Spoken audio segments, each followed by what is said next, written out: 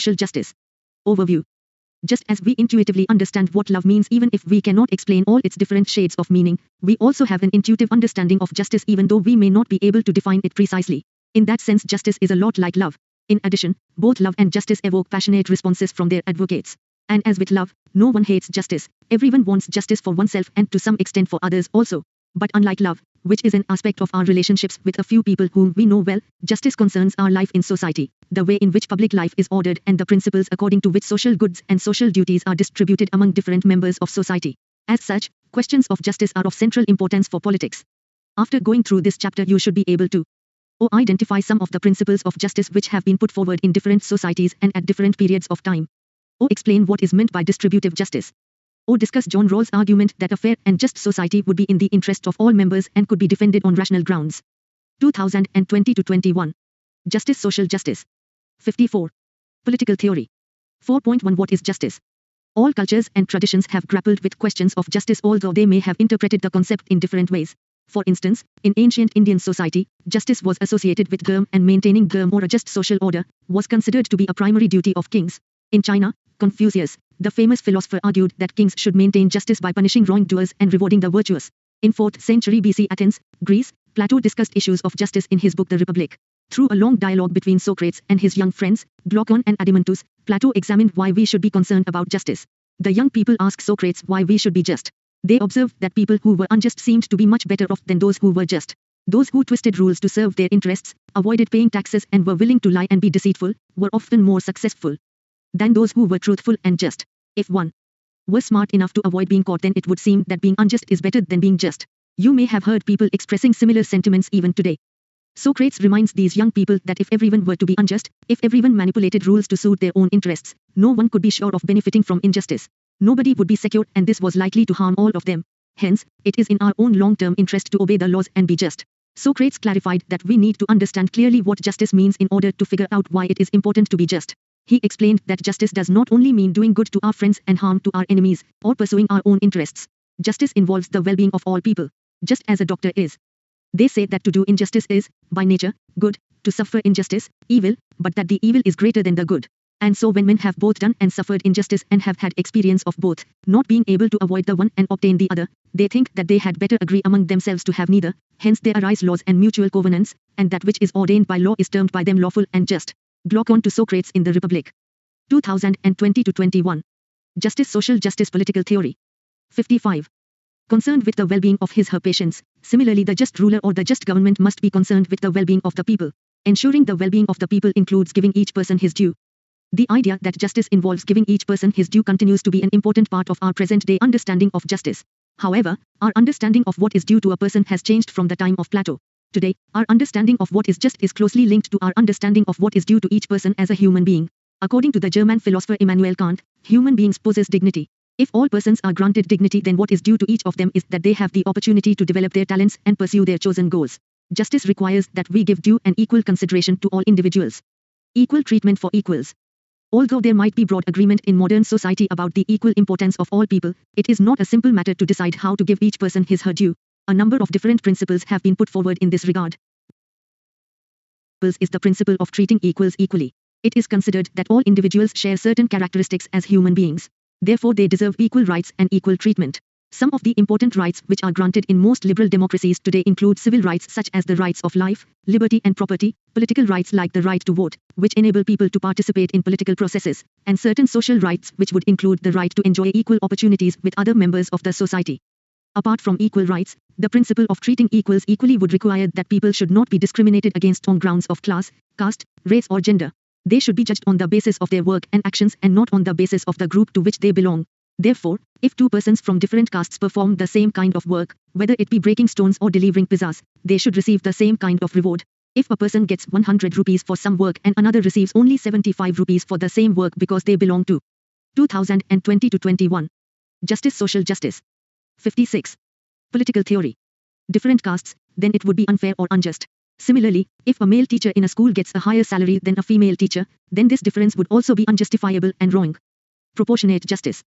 However, equal treatment is not the only principle of justice. There could be circumstances in which we might feel that treating everybody equally would be unjust. How? For instance, would you react if it was decided in your school that all those who did an exam should get equal marks because they are all students of the same school and did the same exam?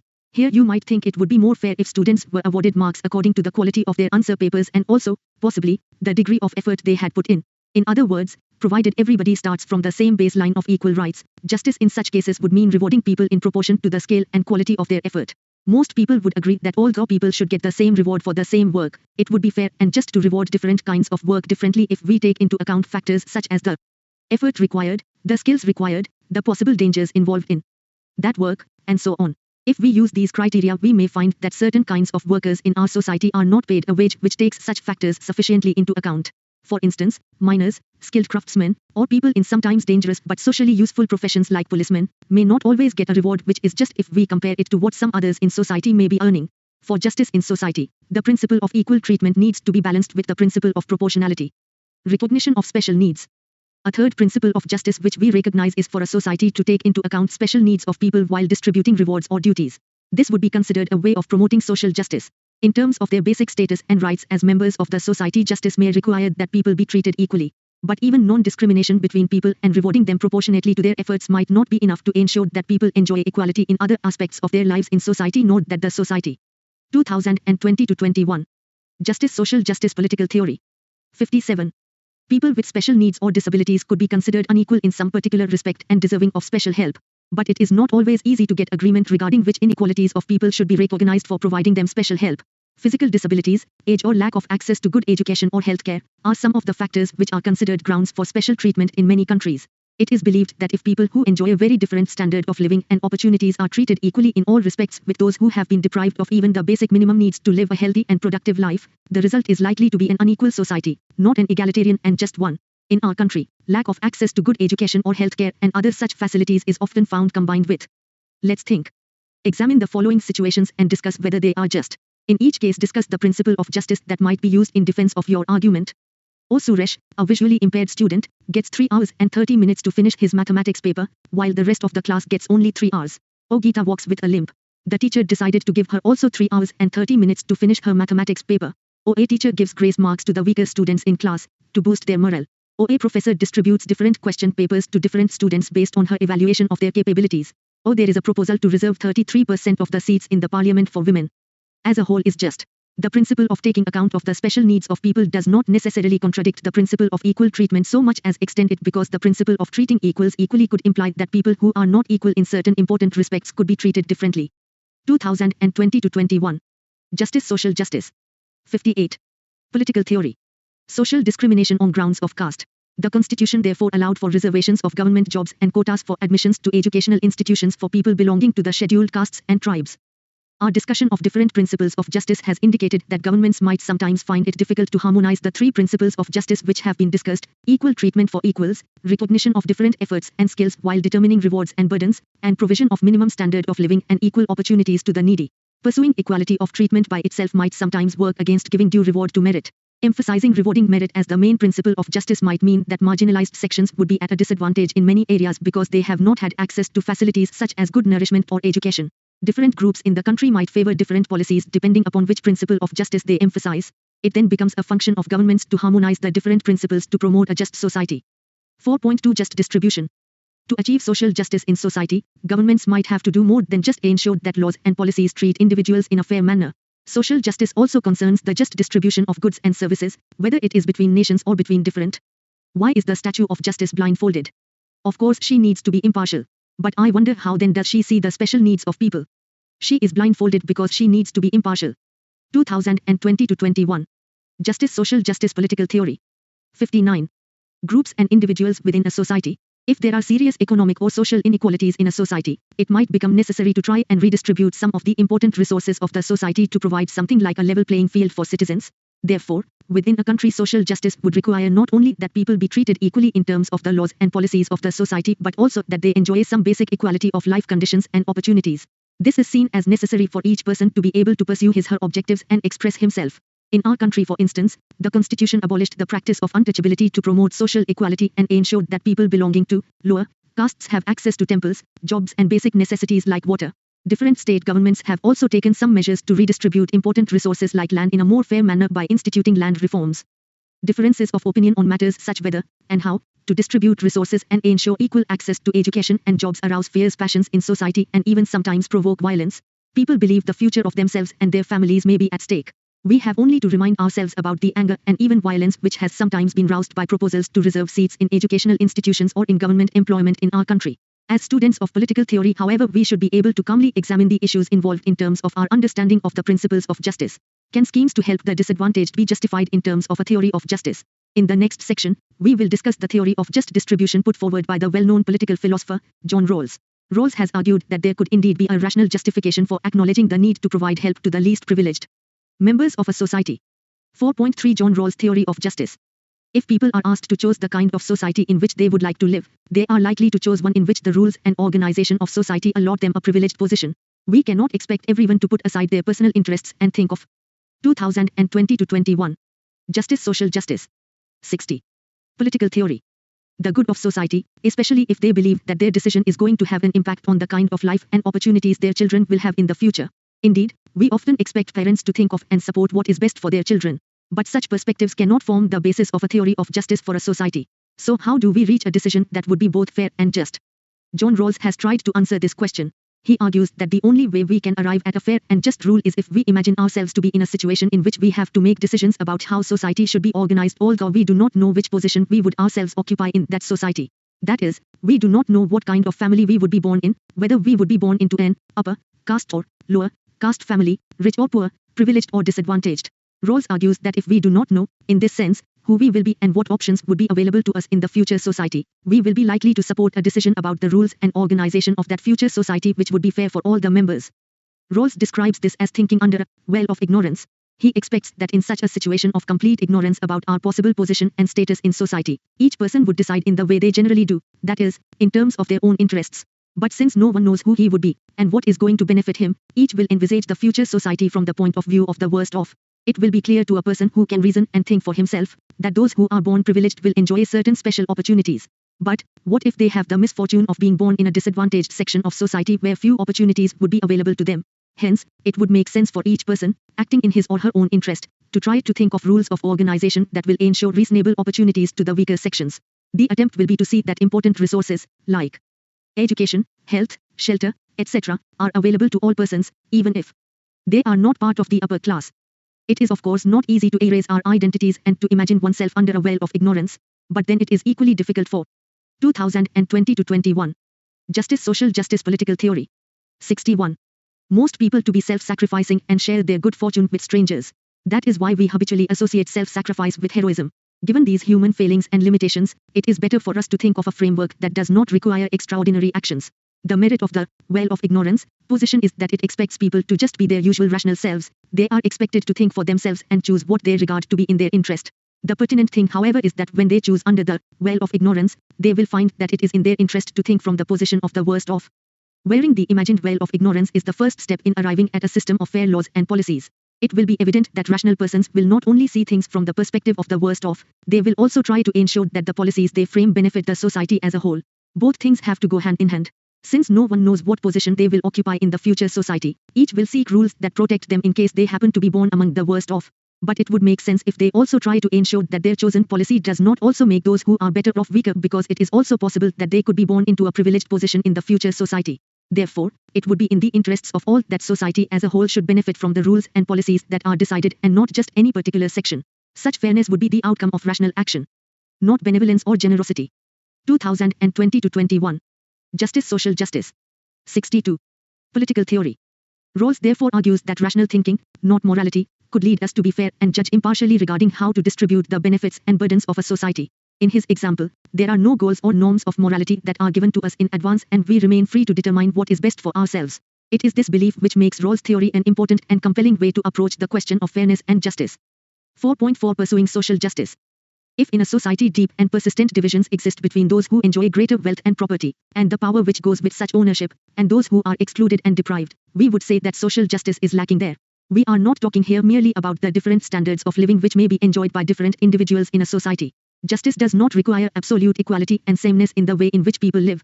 But a society would be considered unjust if the differences between rich and poor are so great that they seem to be living in different worlds altogether, and if the relatively deprived have no chance at all to improve their condition however hard they may work. In other words, a just society should provide people with the basic minimum conditions to enable them to live healthy and secure lives and develop their talents as well as equal opportunities to pursue their chosen goals in society.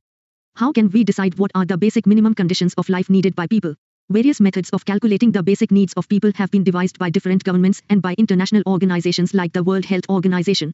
But in general it is agreed that the basic amount of nourishment needed to remain healthy, housing, supply of clean drinking water, education and a minimum wage would constitute an important part of these basic conditions.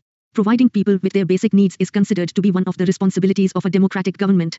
However, providing such basic conditions of life to all citizens may pose a heavy burden on governments, particularly in countries like India which have a large number of poor people.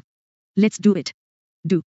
Various calculations of the minimum requirements of food, income, water and such facilities have been made by government agencies and UN agencies. Search in your school library or on the internet for any such calculations. 2020-21. Justice, Social Justice, Political Theory. 63. Even if we all agree that states should try and help the most disadvantaged members of the society to enjoy some degree of equality with others, disagreements could still arise regarding the best methods of achieving this goal. A debate is currently going on in our society, as well as in other parts of the world, about whether promoting open competition through free markets would be the best way of helping the disadvantaged without harming the better off members of a society, or whether the government should take on the responsibility of providing a basic minimum to the poor, if necessary even through a redistribution of resources. In our country these different approaches are being supported by different political groups who debate the relative merits of different schemes for helping marginalized sections of the population such as the rural or urban poor. We will briefly examine this debate. Free markets versus state intervention. Supporters of free markets maintain that as far as possible, individuals should be free to own property and enter into contracts and agreements with others regarding prices and wages and profits. They should be free to compete with each other to gain the greatest amount of benefit. This is a simple description of a free market. Supporters of the free market believe that if markets are left free of state interference, the sum of market transactions would ensure overall a just distribution of benefits and duties in society. Those with merit and talent would be rewarded accordingly, while a just society is that society in which ascending sense of reverence and descending sense of contempt is dissolved into the creation of a compassionate society. B.R. Ambedkar. 2020-21. Justice, Social Justice. 64. Political Theory. Incompetent would get a lesser reward. They would maintain that whatever be the outcome of market distribution, it would be just. However, not all free market supporters today would support absolutely unregulated markets. Many would now be willing to accept certain restrictions. For instance, states could step in to ensure a basic minimum standard of living to all people so that they are able to compete on equal terms. But they might argue that even here the most efficient way of providing people with basic services might be to allow markets in healthcare, education, and such services to develop. In other words, private agencies should be encouraged to provide such services while state policies should try to empower people to buy those services. It might also be necessary for the state to give special help to the old and the sick who cannot compete. But apart from this, the role of the state should only be to maintain a framework of laws and regulations to ensure that competition between individuals remains free of coercion and other obstacles. They maintain that a free market is the basis of a fair and just society. The market, it is said, does not care about the caste or religion of the person. It does not see whether you are a man or a woman. It is neutral and concerned with the talents and skills that you have. If you have the merit, then nothing else matters. One of the arguments put forward in favor of market distribution is that it gives us more choices. There is no doubt that the market system gives us more choices as consumers. We can choose the rice we eat and the school we go to, provided that we have the means to pay for them. But regarding basic goods and services, what is important is the availability of good quality goods and services at a cost people can afford. If private agencies do not find this profitable for them, they may prefer not to enter that particular market, or to provide cheap and substandard services. That is why there may be few private schools in remote rural areas, and the few which have been set up may be of low quality. The same would be true of healthcare or housing. In such situations the government might have to step in. Another argument often heard in defense of free markets and private enterprise is that the quality of services they provide is often 2020-21. Justice, Social Justice, Political Theory. 65. Superior to that provided in government institutions. But the cost of such services may put them out of the reach of the poor. Private business tends to go where business would be most profitable, and hence free markets eventually tend to work in the interest of the strong, the wealthy and the powerful. The result may be to deny, rather than extend, opportunities for those who are relatively weak and disadvantaged. Arguments can be put forward on both sides of the debate, but free markets often exhibit a tendency to work in favor of the already privileged. This is why many argue that to ensure social justice the state should step in to see that basic facilities are made available to all the members of a society. In a democratic society, disagreements about issues of distribution and justice are inevitable and even healthy because they force us to examine different points of view and rationally defend our own views. Politics is about the negotiation of such disagreements through debate. In our own country, many kinds of social and economic inequalities exist, and much remains to be done if they are to be reduced. Studying the different principles of justice should help us to discuss the issues involved and come to an agreement regarding the best way of pursuing justice. Justice implies something which it is not only right to do and wrong not to do, but which some individual person can claim from us as his moral right. J.S. Mill. 2020-21. Justice. Social justice. 66. Political theory. Exercises. 1. What does it mean to give each person his her due? How has the meaning of giving each his due changed over time? 2. Briefly discuss the 3 principles of justice outlined in the chapter. Explain each with examples. 3. Does the principle of considering the special needs of people conflict with the principle of equal treatment for all? 4. How does Rawls use the idea of a well of ignorance to argue that fair and just distribution can be defended on rational grounds? 5. What are generally considered to be the basic minimum requirements of people for living a healthy and productive life? What is the responsibility of governments in trying to ensure this minimum to all? 6. Which of the following arguments could be used to justify state action to provide basic minimum conditions of life to all citizens? A. Providing free services to the poor and needy can be justified as an act of charity. B. Providing all citizens with a basic minimum standard of living is one way of ensuring equality of opportunity. C. Some people are naturally lazy and we should be kind to them. D. Ensuring basic facilities and a minimum standard of living to all is a recognition of our shared humanity and a human right. Credit. Image on opening page. Shweta Rao. 2020-21.